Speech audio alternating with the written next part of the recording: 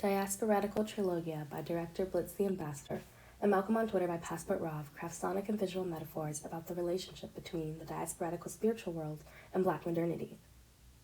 Letters are revealed in a staggered formation in the opening credits of Diasporadical Trilogia to indicate the dissolution of time and space achieved by the film.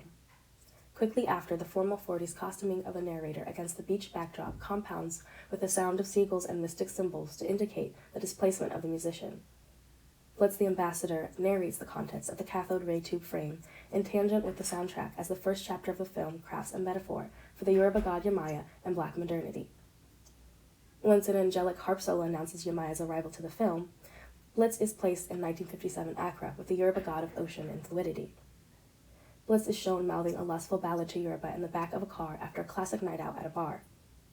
Both Diasporadical Trilogia and Malcolm on Twitter represent musicians in this dual role of participant and orator to metaphorically describe the proximity music and its creators to the spiritual world of the diaspora.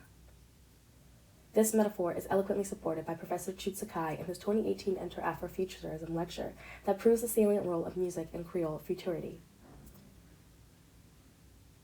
In both works, the musician follows a diasporadical spirit.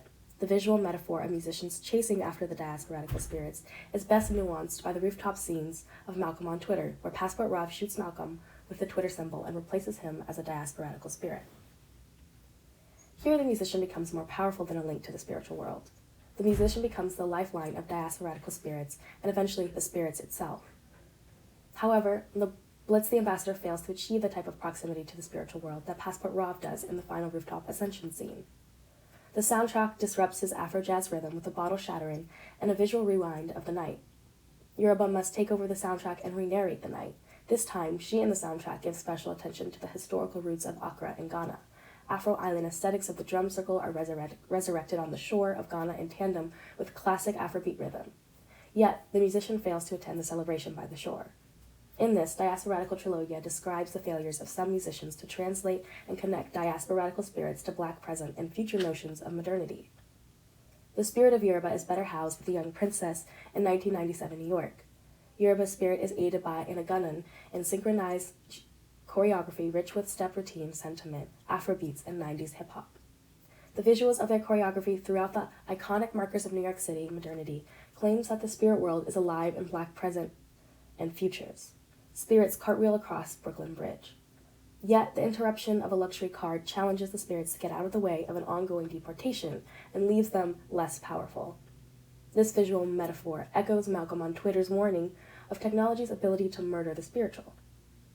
Just as Twitter is used as a gun in Malcolm on Twitter, a luxury car strikes down Yoruba and the gunman, and they are separated. The third chapter reemphasizes the importance of a spiritual connectivity and wellness of the spirits through the representation of the Obeji gods.